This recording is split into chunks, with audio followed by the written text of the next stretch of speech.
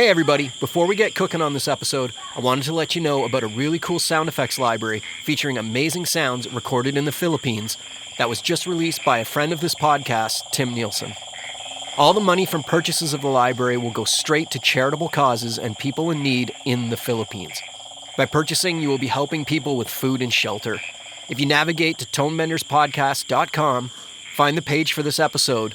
There you will find links to where you can hear demos and purchase the library. It is 9 gigs of great sounds that are fully mastered with clear UCS metadata. It's a win-win situation. You get great sounds for your library, and people in the Philippines get a much-needed boost. So please, go check it out. Okay, now let's start the episode. Never thought I'd get to say this, but over to you, Paul McCartney. It's a love that lasts forever. Repeat that even though it sounds funny. It'll be all right. And then you know it's going to... Let's just try it through roughly. Just... Love for the first time in my life. Don't you know it's gonna last? We're rehearsing and we're trying to get it together for a TV show. So we really, like you said, we've only been through 4 numbers. Well, so we probably got to get some system to get through 20 or 30 and no more hammered lead.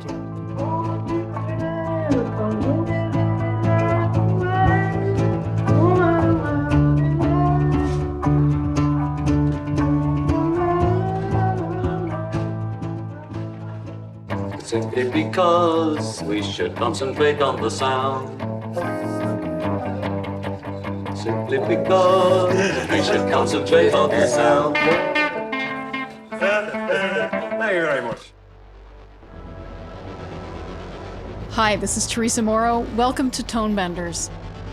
Today we're going to be talking about the extraordinary documentary miniseries, The Beatles Get Back.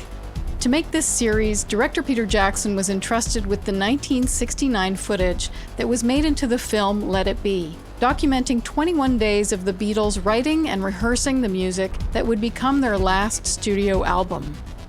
Our guests joining us from Wellington, New Zealand, are the sound crew who were handed the responsibility of giving new life to the quarter-inch Nagra recordings from that film shoot.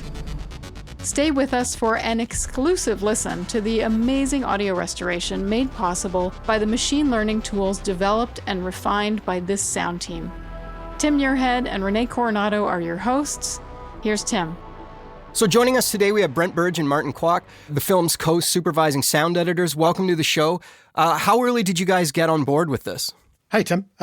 Steve and I actually got invited into Peter's cutting room to have a listen to a particular day that he had kind of put together. We'd had some information that he was working on a Beatles doco, and so we popped into the cutting room, and we were in the company of a director whose obvious passion for this project became evident in the fact that we then walked out of the cutting room 6 hours later, having had him show us a lot of material and what he loved about the Beatles and how the show was going to be constructed, etc., etc. It was one of those where you just drop in to see the director in the cutting room and you walk out afterwards with your head spinning.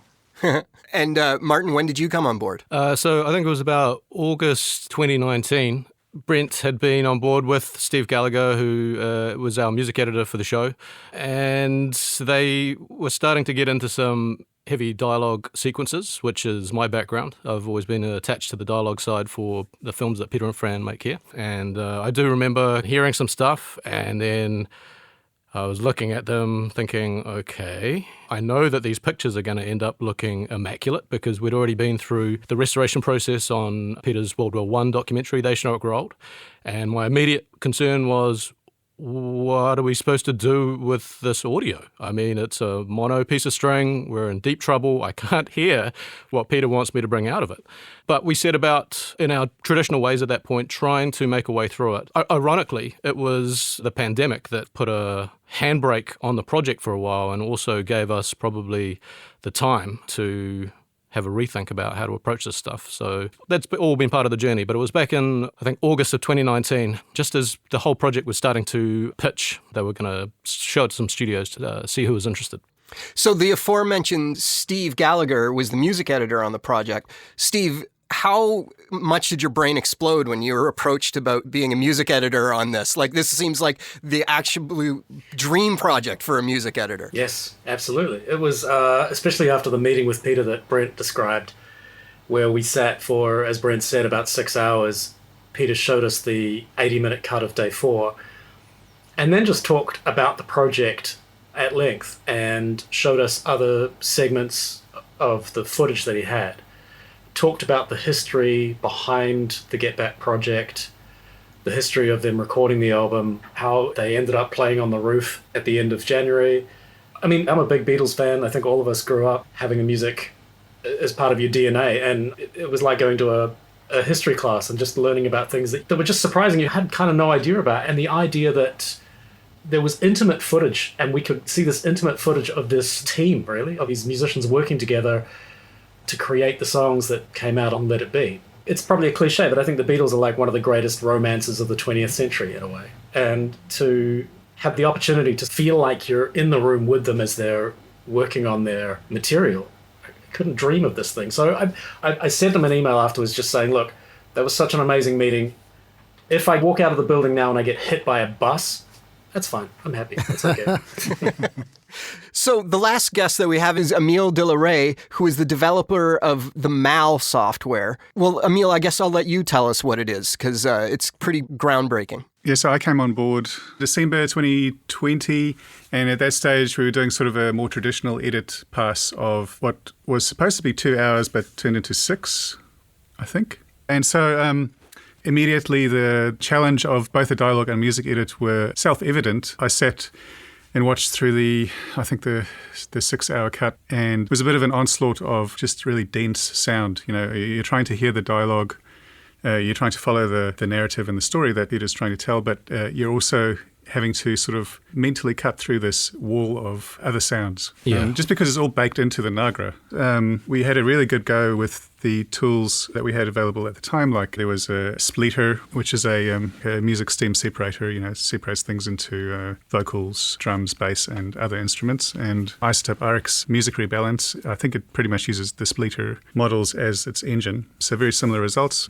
And we had to go with those tools. But the best thing they could really provide for us is just a little bit of an extra helper on top of what was already there, just to try and push that dialogue up a little bit more or push it down a bit more to let the music come through and that sort of thing. So just before that, during the lockdowns and all that throughout the year, not having much work on, I kind of became obsessed with machine learning because it's a globally growing area of research. So many people are getting involved with that now. But I think the main thing is that the tools that are available to people like me are just a lot more accessible. And so I was able to start sort of playing around with it a little bit and noticed, while we were tackling this initial edit, started noticing that various papers were tackling this issue of source separation more and more successfully. And so we started looking into that in January.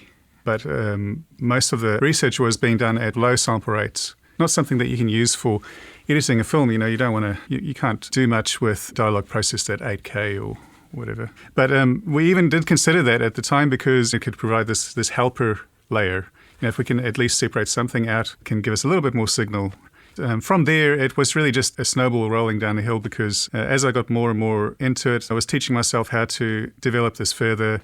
From my own experience as a dialogue editor, being super familiar with noise reduction tools and what is and isn't a good result, I was able to hone the architectures that were out there into something that was much more usable for us. And it just, there were steps, these eureka steps along the way. And one of them was reaching the 48K sample rate. That changed everything. Yeah, it did, yeah. It's kind of worth looking at the timeline in terms of when Brent and Steve first had a look at the material. It was probably like June, July 2019. By the time I was having a look at it, it was August 2019. And at that point, we were 12 months away from delivery. It was supposed to be a 2-hour feature-length project released in August of 2020. So I don't know what happened, but we all got involved. And we dived into RX a lot. We were using a lot of tools that we had available to us, and a lot of it was really manual at a really rudimentary level. It was based around the idea of just trying to extract instruments by drawing them out using RX, for example, which was the kind of just to get the voices clear of the players who just would not stop playing. They just kept playing and playing and playing over everything they talked about, and their conversation wouldn't change. They would just talk at a normal conversational level while George was just strumming away and doing some work on his guitar, electric guitar. So that was early days, and it was obvious it wasn't going to be a result that we could really feel that we had the silver bullet on. Also the fact that, this is monotape with all of those inherent problems, and we knew that picture was going to look amazing, and we were heading for a near-field Dolby Atmos mix. So the idea of not only that dialogue separation to get clarity of the narrative across, but just the balance of all those instruments and the things that fans want to hear. They want to hear the band jamming, and for it not to be what we experienced early days, which was absolute audio fatigue. So sometimes you'd be listening to something for 10 minutes and you thought, God, how long have I been in here? It feels like half an hour. So there was a major factor of trying to drill through to the information that you really needed. And we didn't have that with the existing tools. But, the pandemic arriving meant that the project was stalled. Putting people into theatres in August of 2020 was a terrible idea. So we basically down-tooled for about 12 months and then came back to it in proper at the end of 2020, which is when, thankfully, Emile and Andrew Moore, our amazing first assistant sound editor, came on board, and there was just a small crew of us that picked up the material that had sprung from 2 hours into about 6. And we went from there. Is it worth talking about getting the police involved? Did we talk about that we went to the police? Oh, that was only on the party, Steve. Oh, sorry. We did consult the police to a degree, that's right. I have a friend who's the forensic audio guy at the New Zealand Police Force, and they have a Cedar Cambridge system there, and we're like, well, we've got to go check it out. So we did, and it was impressive, like the broadband noise on a dime. It was doing some good things, and I was like, I could kind of get there in RX, but not that quick. And I was like, well, what are you going to do with those guitar overtones? And my mate James was like, well, I'm just going to paint them out. And I was like, me too. And at that point, you're at some point going to be degrading the audio and taking the dialogue with it. So we realized that Cedar wasn't actually the solution either. But we had limited success with Splitter in about September. We'd opened up Peter's first ever film that is in the process of being remastered. And we had some material tied to an effects and music combined stem, and wanted to see what we could get out of that using the nascent Splitter early neural network stuff that we were seeing. And it provided a result that was a bit gritty, but had potential. We could see, just like RX were putting in music rebalance and stuff, that this was where it was going. I think fortunately for us, we had brainboxes like Emile and Andrew Moore as well, who has been heavily involved with our good friend Justin Webster, who's been a part of the sound edit community and from Cargo Cult.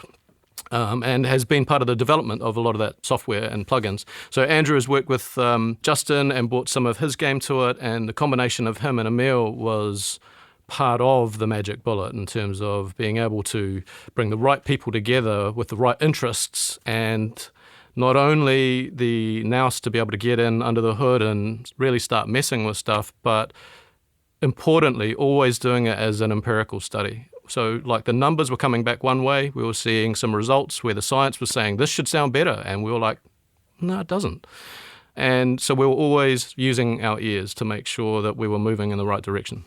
Hey, I'll just point out one thing that we were, very briefly, before the machine learning came through, one of the great things we discovered about RX is that everything you remove from RX, you can feed in out of phase into the track to create effectively a stem, because it's sample accurate when it comes back into the workstation. So in using RX, one of the early iterations of how we were trying to get control of the track was to actually just do this process of pulling more and more instruments out and then putting it back in against the original Nagra tape out of phase, actually digitised Nagra tape out of phase, to create that separation where you have a little bit of a guitar, you can determine how much of that guitar gets fed into it as well. So, I mean, the RX stuff kind of set us up on a good track, but things just started to blow our minds once Andrew and Emile came on.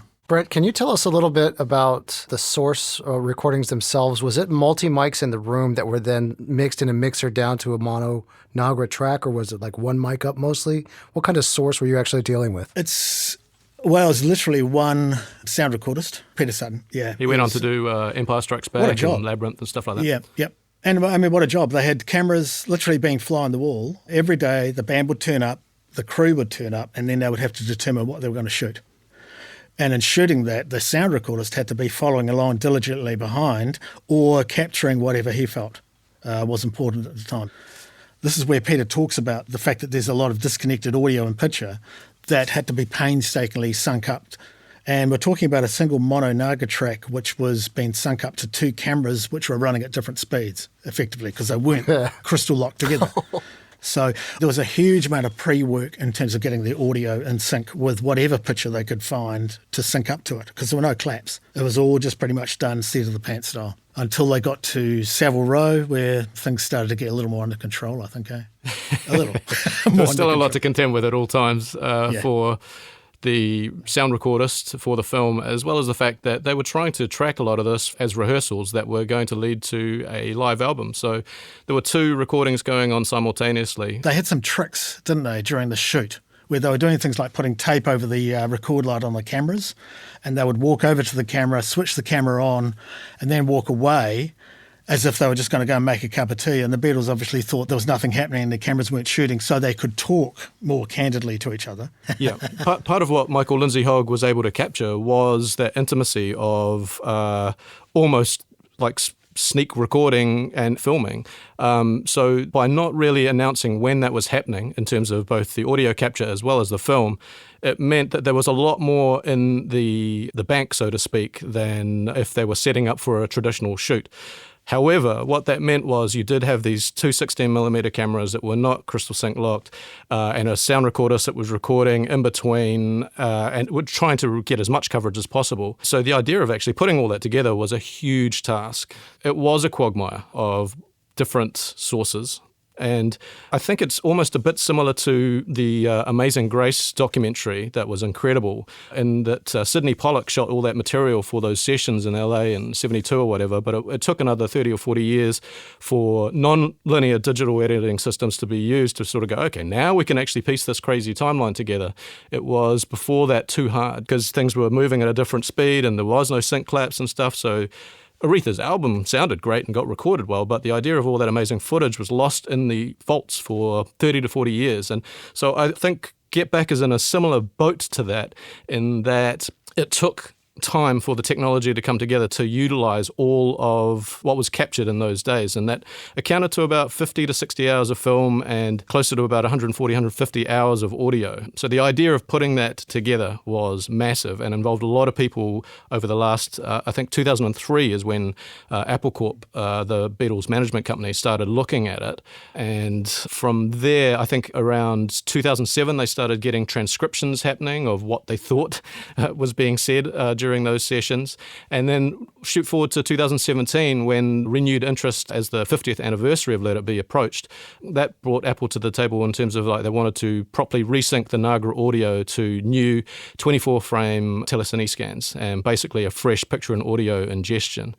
But because the cameras in Nagra were all largely running independently of each other, the footage and audio is quite fragmented and non-sequential. So there was a lady by the name of Tamsin Jeffrey in the UK that began an avid assembly of the total timeline of each day of filming, which was spread across 3 weeks in January 1969. With the special case of day 21 being the rooftop concert when there was more cameras on the roof, street and other rooftops and more audio sources as well. And by 2018, that's when it started to land in our corner of the world, if you will. The project was picked up by Peter Jackson after meeting with Apple Corp, Jonathan Clyde and Jeff Jones there. And this was after they'd seen the groundbreaking work that Peter had done on They Shall Not Grow Old, which dramatically raised the bar for film restoration and remastering. And it gave the Beatles confidence that the often misunderstood, maligned Let It Be footage was in good hands. And so at that point, all the assets that Apple and Abbey Road had assembled were sent to Park Road Post Productions here in Wellington. And another phase of the archaeological digging, and piecing together happened. And that was handled by the editor, Jabez Olsen, alongside the first assistants, initially Dan Best, who's been part of the team down here for many years, and later on handing over to Elliot Travers as well.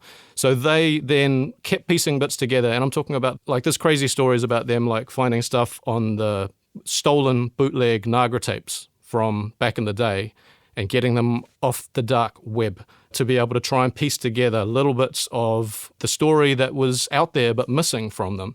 There was also, Apple had sent Michael Lindsay Hogg's original work print, which had SEPMAG audio, so we were able to piece together more little bits of lost audio, and that was a huge task. But what that gifted us with was a very thorough, what we call our master day rolls. So every day, a full timeline from beginning to end, and if there was picture there, we'd see it. If there was audio there, we'd see it.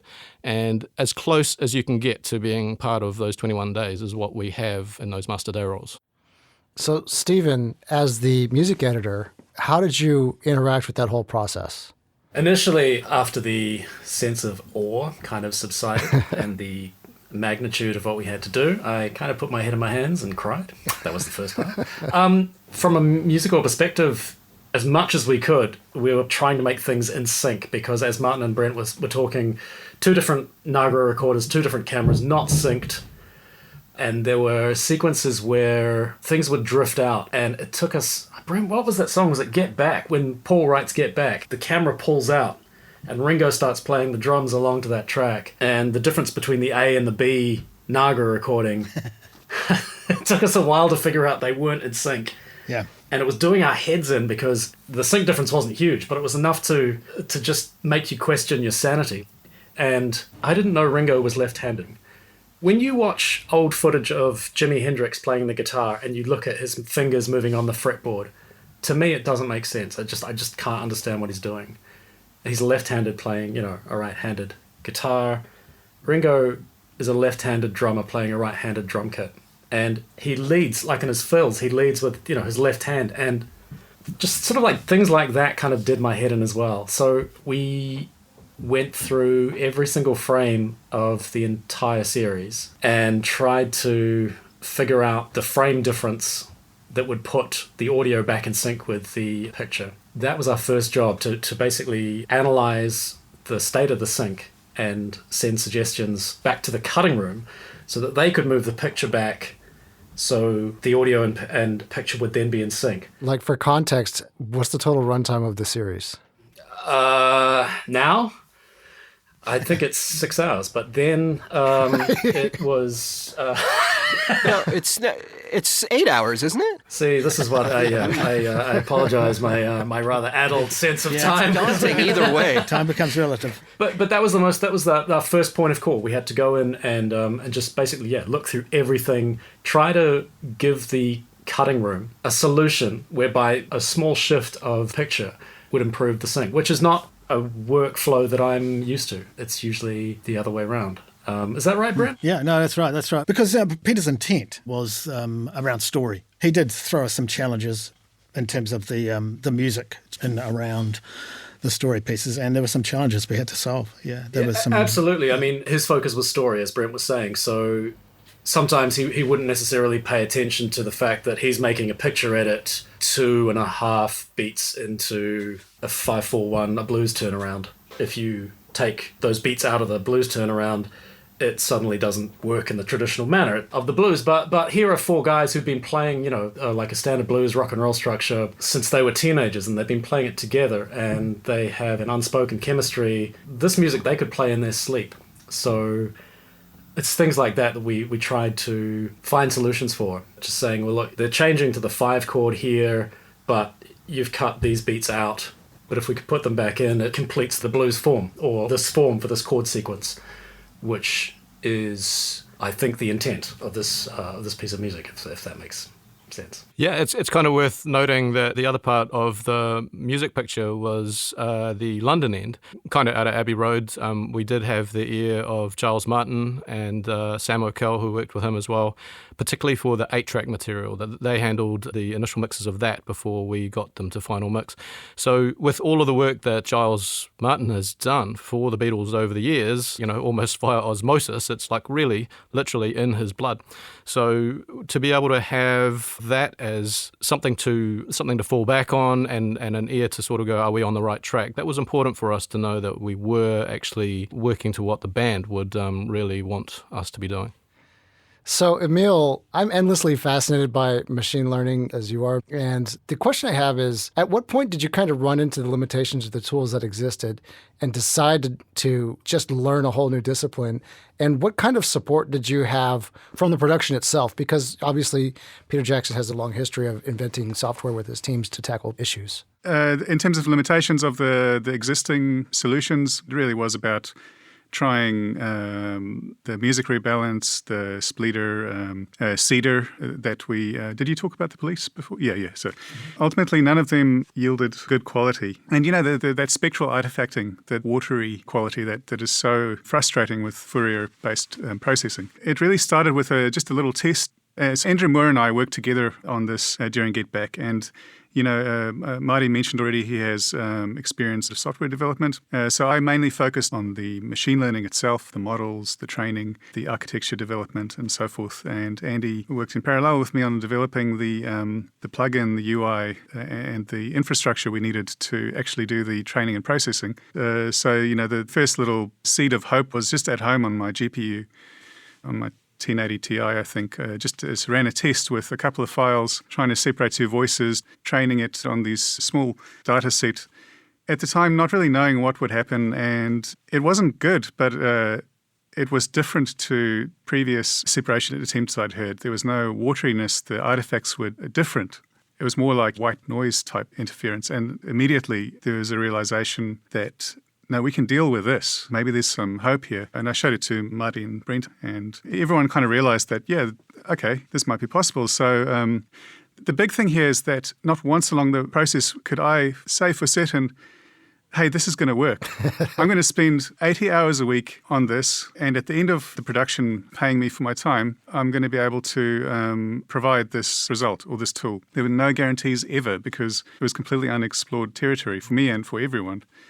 So it was a process of slowly building up the amount of resources that were put into this. And it started with one machine, and then it became 2 and 4. And eventually we had the whole building's GPUs at our disposal when it quickly became evident that there was a lot of promise here. And because the more you train, the more successful the results, if you're training with the correct kind of data. And so part of that was that we recorded our own data set here in this room, actually, voices. I think we started out reading just public domain text, but then ended up reading scripts from interviews with the Beatles. Oh, there you go. And I don't know if that was adding to some element of their success, but we slowly morphed into English accents eventually, with the hope, again, a blind hope that this would help somehow. So, skipping a few of the details, we ended up with a pretty good 24 kilohertz separation model that could separate voice from anything else. And it was still 24 kilohertz, so we still had this issue that, well, we can't really use this as our hero audio, even though it's doing its job. And, there were other factors as well, like the separation was still not pristine. And then shortly after that, I found a way to, operate on this model, transplant it to 48 kilohertz, start training with 48 kilohertz audio, and then things just started clicking. So we ended up with this really good 48 kilohertz dialogue from everything else model. And at that stage, Marty realized that he had to start from scratch with the whole edit because, and that's a fact, that's kind of how it was all the way, because the improvement in quality is a bit of an exponential curve. The further you develop the tools, there's always this question of, do I go back? Do I redo this whole day's worth of editing now because this is so much better now? Yeah. Because it's all bleeding edge, and it was literally being developed as we were doing the show. And so as iterations came along and improvements were made, we had to then reevaluate things that had come before. For example, I'd mixed a particular day and went back in to do some more work on it, realised that we were still using the previous models, which were more... It was leaning on the original Nagra material more than the machine learning at that point. With this embellishment on top, yeah. And we had to go back and pretty much take the lid off it. Yeah, we kind of likened it very much to sort of building a plane that you have no instructions for, getting it in the air and then learning how to fly whilst you're still building it. And so we realized we were all in by about April, May of 2021 that machine learning was really going to play a huge hand in not only cleaning out the problematic audio, but the way that we approached the edit for the entire show. And one of the great things about being here at Park Road Post is that we were able to tap into the rigs with lots of GPUs down in the picture department after hours. And there's this hilarious graph of seeing their usage through the day, and there's little spikes and stuff like that just sort of going on as they're getting into their work. And then when they went home at 6 p.m. till 7 in the morning, it just went full noise. And we were just training constantly overnight. So that was a massive thing that Emile managed over pretty much the course of the entire job, was making sure that there was no downtime on those machines. Mal was always learning. Very hungry customer is Mal for data. So we just kept feeding him the problems that we had and finding the right data sets for him to figure out, oh, is this what you mean? Once we figured out that machine learning was going to be part of the solution, we turned our attention to the actual treasure trove of that 150 hours of audio that was recorded, and then went and found our food groups. I think there was about a week or two where all of us had down tools from editing the show and went deep into dataset mode. So we were looking at, well, what does the band sound like when they're all jamming? Oh, what is when George is just playing? What is it? And different voices, different extraneous noise issues. There were things like the Nagra pulse tones that would be just blasting through the track, when you least expected it and when you least needed it. And so those sort of things were like, okay, well, here's some Nagra pulse tones that we can break out. They're clean, and Mal, please, learn all you can about these things. We don't want to hear them. Or more to the point, can you just pull them out on their own? And those Nagra pop tones are a perfect example. We tried and could not get rid of them in the mono audio we had. They were just like the blood on the hands of Lady Macbeth. You just can't, the blood doesn't go away. But thanks to Mal, those things like that. 5 seconds, bam, gone. We're just going to interrupt real quick to remind you about the charity sound effects library I mentioned off the top of the episode, and give you a few more details. When sound supervisor Tim Nielsen's wife Lynn was heading to the Philippines for an extended trip, he encouraged her to take along a recorder and gather some sounds. Upon her return, Tim heard the recordings and he loved them. He mastered the recordings and added a lot of rich metadata, and it's now a collection of 125 sounds from around the Philippines, including traffic, rural ambiances, and other varied, unique sounds of the country. Lynn proposed the idea of selling these sounds to raise money to help the people in need back where she grew up. Tim paired about 50 of his own recordings from the Philippines, Macau, Hong Kong, and Singapore to add to the collection. All the money raised will go directly to projects for those in need in rural Philippines. To find links to hear demos and purchase the collection, please go to tonebenderspodcast.com and you'll find everything you need on the page for this episode. It's a win-win situation. You get great sounds for your library, and people in the Philippines get a much-needed boost. So please, go check it out. Can we talk a little bit... Sorry, man. I was just saying if we can talk a little bit about how Mal's came to be named. I'd love to know that. It's named after the road manager, correct? That's correct. So, yeah, we've got a lot of time for Mal Evans. He's one of the heroes for us in amongst Get Back. Just one of those solid background players that constantly gets the job done, very much like any good sound post department, So it was a combination of just really falling in love with Mal as a character within Get Back, but also Emile just sort of saw it as machine audio learning. And we're like, yes, that's us. Mal 9000. Well, we've talked about it a lot. You all were very gracious enough to send us some examples of the Mal in action. Yeah. There's a scene in part 2 where the Beatles have had a very malicious newspaper article come out about them. And Paul is reading into a mic out loud this newspaper article, while at the same time the band is playing and John is singing into a different mic. And the original recording is just chaos. It's complete madness. Absolutely. Harrison's escapade with his favourite mystic from India. Early in the morning, I'm giving you the one. Don't you step on my blue suede shoe. Early in the evening, I'm giving you the feel. Everything, nothing to lose. But Mal went in and pulled out just Paul reading the article. Harrison's escapade with his favourite mystic from India left Paul and Ringo aghast, and both felt obliged to try him out to see if they were missing anything. Then pulled out just the music. And then pulled out just John. Early in the morning, I'm giving you the one. Don't you step on my blue suede shoe. Early in the evening, I'm giving you the feel. And then you can play with the levels, and it goes from chaos into this really amusing scene that everything's kind of weaving in and out, and is a really entertaining moment. Left Paul and Ringo aghast, and both felt obliged to try him out to see if they were missing anything. Nothing to lose it, hey.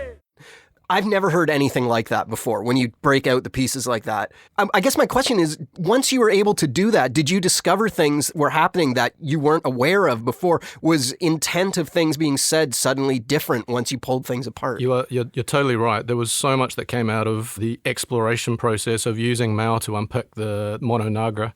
Once a lot of that noise came out, we were able to hear stuff that was never heard before, and that also influenced the way that Peter was able to build the story. There was stuff that he, in 2019, was like, well, there's probably a good conversation under there, but I can't hear it. Or there is a good conversation under here, but it's buried in so much noise that I'm never going to use it. So we were able to open up the whole gamut of what could be used in the show. But with regard to the way that the machine learning can focus on different aspects of the track. For example, the transcripts that had been started in 2007, they'd done a pretty good job of documenting what people were talking about, but it would quite often go to inaudible because it was covered in guitars or covered in drums or any other extraneous noise. And suddenly we were able to peel back those layers and fill in the blanks. So out of all of that, we became a lot more aware of other things happening in the room at the same time that we wanted to either highlight or remove because it was actually just causing confusion to, you as an audience member.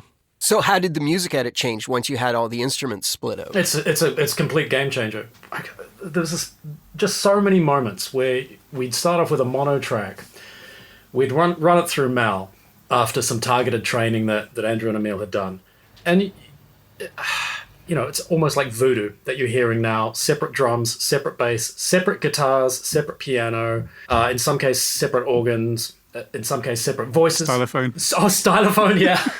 But not only that, it gives you a lot more flexibility, which is what we all like. At the end of the day, what we were moving towards was providing material to a near-field Dolby Atmos mix that Brent and Mike Hedges and Alexis Fedorov had to make their way through. And there was a lot to get through, and we needed it to be presented in a way where they had the flexibility to get the balance right. You needed, most importantly, to have the narrative that Peter and Jabez had found within this cavern of film and audio footage, and we needed to also represent that the band was on an incredible creative process and being able to highlight what started as simple jams and ended up being released songs inside that 3 weeks.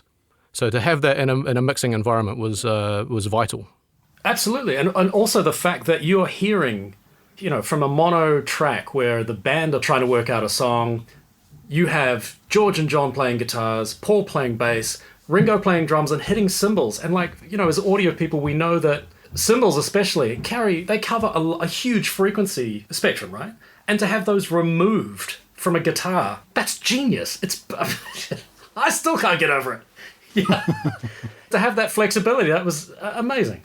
It really was amazing. I've definitely got to say that I had a number of real emotional responses to the material that went into Mal and came back. There was days where Emile was like, hey, come in and check this one out. I've just got a new model going on, this. And I did. I wept a couple of times. I think I told him I loved him a couple of times.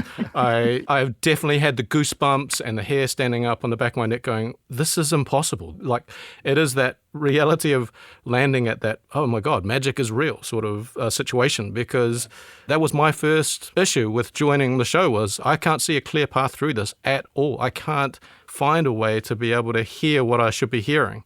And with the machine learning, with Mal on our side, we were able to actually enter a whole new phase of editorial and mix. Because a lot of the machine learning stuff is coming on stream now. There's the VoiceGate 2 and the new one from Waves that you can hear. They're doing good things. I know I've listened to them. And I know they're not quite as clean as Mal, but what they're not touching on is some of those the deeper layers that Mal was actually starting to pull apart and for us to be able to weave in, which of course means like editorially we're given so much more flexibility than just taking noise out of a situation. I would like to add one point about the types of models that we're using. Now, we're not using synthesis models. We're not resynthesizing voices. You asked before if it revealed a lot of unheard moments and that sort of thing. I quickly started thinking along the lines of that really, if on repeated listening as a human with our very well-developed audio brains can't discern what's being said, if we can't train our own neural networks to understand what's going on there, it's also a pretty difficult problem for machine learning to solve. If that makes sense. It is sort of relevant in the restoration aspect to this, in that there was some confidence in knowing that uncovering this conversation that's happening under this very loud band rehearsal it's not generating that conversation, It is just revealing what it can. Revealing it, yeah. But it wouldn't always be perfect. It would reveal maybe sometimes a muffled version of the conversation just because it is such a difficult problem to solve. But still, miles ahead of what we were able to do. Absolutely. Before. Like the AI thing is so topical at the moment that does need to be pointed out as much as the triumphs of how we were able to make our way through the show. But like at the same time that this was coming out, the Anthony Bourdain documentary was released, and I remember seeing that and sort of going, oh, they've used AI, and it's like, but that was not source separation like we were using. That was, they were actually generating that audio, and because they had, 6,000 hours of the man speaking, they really could make that happen.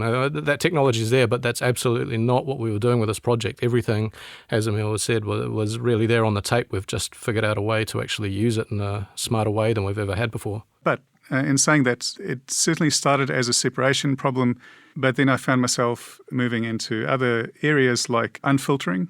So we did use a bit of that with that scene that you talked about with John singing and Paul reading the newspaper article. Some of those were sections of bootleg material that I matched to the other material using Mal. So essentially it unfilters that very bad bootleg recording to match the audio qualities of the Nagra tapes. Yeah. And they sounded quite different. Yeah. Yeah. They really did. Yeah. And similarly on Flowerpot, which I think you were sent a little bit of a sample from that. Flowerpot. It is a heinous recording. Just for context, for anyone listening who hasn't actually seen the show, what we call the Flowerpot recording was a secret recording that was done on, I think it was day 8. So it's the day after... Oh, spoiler alert, sorry. George had left the band, and there was a lunch session that was happening, and Michael Lindsay Hogg had placed a tape recorder inside a flowerpot, hence the flowerpot recordings. So the guys were unaware that they were being recorded at that point, but it was placed inside this flowerpot that was very close to where the dining room was being cleared, and there was just so much noise on it. So much clatter. It's very difficult to make out what's going on, but it's certainly, I think, one of the great triumphs of the work that the machine learning enabled us to do for the narrative on Get Back. Take it there with diddle-a-diddle-a-diddle-a-diddle. But I was trying last week to say that. Take it there. And it's to be like... See, the point is we both did that to George this time. Because of the build-up. Take it there with diddle-a-diddle-a-diddle-a-diddle. But I was trying last week to say, don't take it. And it's me You like, see, the point is, what have you... we both did that Joe this time. Because of I'll just add one more thing, and it's not a brag, but we actually had to dirty up the end result to make it sound a bit more... This is true. Yeah. We added some of those dishes back in. Yeah, we did. We added some of the cutlery and dishes back in. That's amazing. As an audio person that's also interested in machine learning, where should audio people start to kind of go down that particular rabbit hole? Like, what resources were important to you, Emile? Oh, sure, yeah. There's a really good YouTube channel that deals with machine learning for audio called The Sound of AI, I think. That's a pretty good one. He does a few quite good courses. I mean, other than that, it's just I learned most of what I did from teaching myself how to read white papers. Oh, man. It's a pretty daunting task. Like, honestly, every single word in the paper has a very deep meaning. Usually, you know, every symbol has a meaning. It's a very dense piece of information to try and take in, and you know, sometimes took me a few weeks just to understand exactly what was being said in various white papers. I was also really fortunate enough to be able to consult with a machine learning lecturer from the University of Illinois, Paris Smaragdis. So he's very experienced in machine learning for audio. So I had many hours of conversation with him. So at the same time I was trying to get all this, you know, workflow production, I was kind of learning the ropes with a lot of the theory behind it at the same time. Because a lot of it was based on academia, isn't it? I mean, effectively, we've found, didn't you? I mean, which is quite a difference. There's a difference there, definitely, between academia and the sonic qualities we were looking for to a large degree. What Paris mentioned as a big difference in focus is the focus on getting as good a metric as possible in academia versus our assessment is based on what we're hearing. That's all that matters. It doesn't matter what the separation metric is for a model. If it sounds bad, it's bad. It's no use for us. There was a book I read recently called The Alignment Problem by Brian Christian, which is also a really, really good primer on machine learning that I would highly recommend to people that are interested in that as well. I'll tell you, a great moment I recall in the machine learning journey was the first time that there was a call with Paris. Brent, myself and Steve were in on that, as well as Andrew Moore. And the way that was introduced was via Weta Digital's Chief Technology Officer, Joe Marks, who, in his first meeting with Peter and Fran, most of what they talked about was the Beatles project. And we'd just started to toy with the machine learning stuff. And he was like, oh, I know people that have been doing this. I've been involved in those projects for like going back 20 years. Do you want to talk to someone? I can hook you up with someone.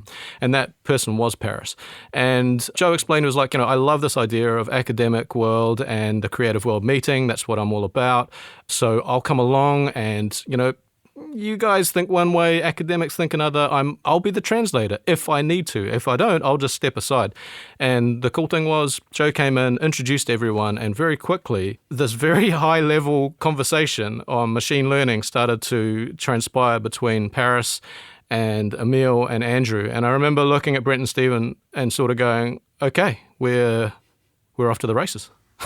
We're in the game. And that is a testament to the amazing work that Emile and Andrew and the team did as a whole, obviously, in support and in building this. But we're just so fortunate that Emile actually, you know, basically did a master's, if not PhD level machine learning run inside the 9 months that we needed it last year.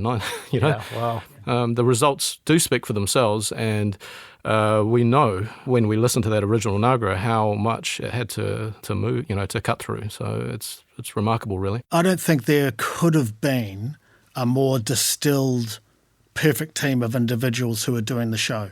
We had Emile and Andrew looking at machine learning, Steve looking at music, Giles obviously overseeing the music.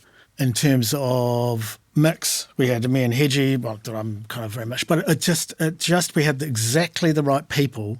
I think if we'd had a really big team of people working on the show, it would have been a different paradigm to a large degree, maybe a bit easier, but it was just that because we were so tight together on the show, rolling through this, that it was just, I couldn't believe it.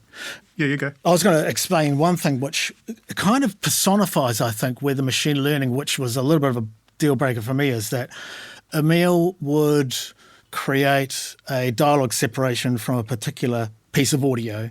And I would remember going into Emile, having a listen with Emile, and would kind of play it back, and I'd say, okay, what's on the other side of effectively what's on the inverse, which wasn't in the dialogue, and there may be something in there. And I would go, oh, well, look, that's fine. Yeah, we can still mix our way out of that. There's maybe a little ghosting or whatever it is. But as Emile explained it, he would say, no, it has to be the perfect separation, because if we're going to put that material back into the machine for it to then continue learning, it's got that little ghosting of dialogue in it.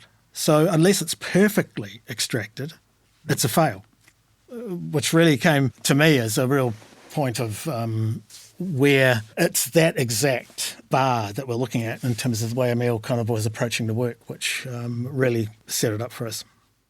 Yeah, I mean, it's worth pointing out, like, this stuff is phase accurate, right? I mean, all of these effectively stems that you can break out, you can put them back together and you've got your original source, and therefore mix what you want in and out, but once you've pulled them apart.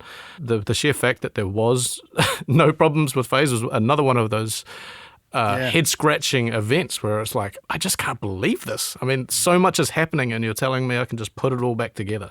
I consider that what my work became once we started using this machine learning was more to recreate the problem. So it's like the inverse of the usual restoration workflow. Before, I was spending all my hours in RX painting out or using noise reduction, all the time trying to remove the problem. And so instead of trying to remove the problem, I'm trying to recreate the problem in order to teach the machine what the problem is in the first place. So it's still, and that could sometimes involve, maybe there's the band that's playing in the background, maybe they're a little bit in the distance. So I create a data set that has a bit of that room reverb on the drums in order to teach the model that this is what I want you to remove. So it's kind of an extension of sound editing. It's just a new paradigm. And a lot of the development and the direction we headed in was problem-driven. So Marty would come to me and he would be like, this is the problem I'm having right now. Heather's voice is, so loud in this control room. What can we do about it? And, that would steer towards training a model that could remove Heather's voice and then allow us to mix that back in at a different level. It's hardly Beatles. We were planning. It's hardly Beatles live, though. Yeah, we were planning to do it anyway for a couple of numbers. Just.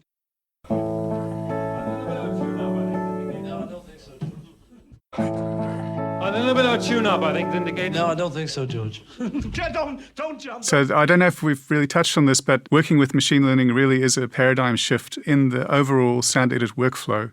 Well, there's the aspect of that we're creating our own toolkit. I guess that's not necessarily machine learning unique. But the difference in machine learning is that you don't have to handcraft the underlying mechanism that operates on the data in a particular way. You just have to have a good architecture that's able to work in the domain that you're interested in, and then let the machine work out how to manipulate that data on its own. So that's the big difference. And it's kind of a higher level approach to solving problems, in that you're kind of thinking of this on human terms, and that's why it was so easy to anthropomorphize Mel.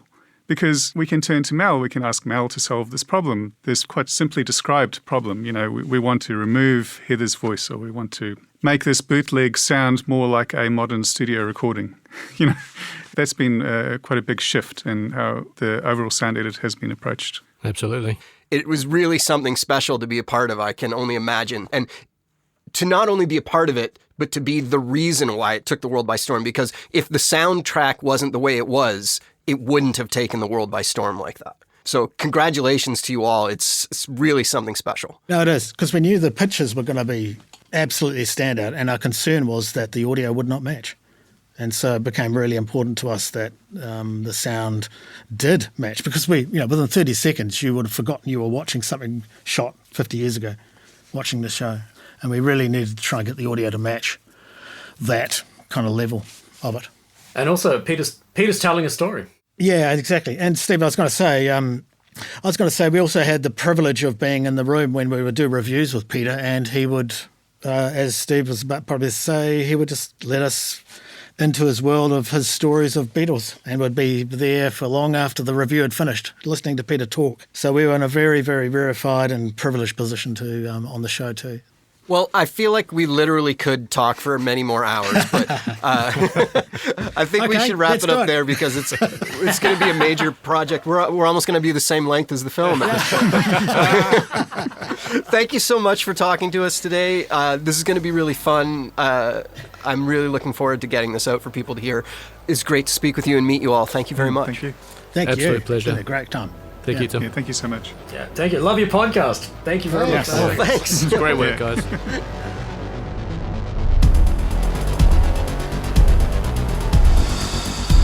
Tonebenders is produced by Timothy Muirhead, Renee Coronado, and Teresa Morrow. Theme music is by Mark Strait. Send your emails to info@tonebenderspodcast.com. Follow us on Twitter via @thetonebenders and join Tonebenders Podcast on Facebook. Support this podcast. You can use our links when you shop with Amazon or B&H, or leave us a tip. Just go to tonebenderspodcast.com and click the support button. Thanks for listening. Are you looking for more audio-related podcasts to listen to? Tonebenders is part of the Audio Podcast Alliance, featuring a hand-picked selection of the very best podcasts about sound. Be sure to hear the latest episodes from our friends in the community at audiopodcast.org.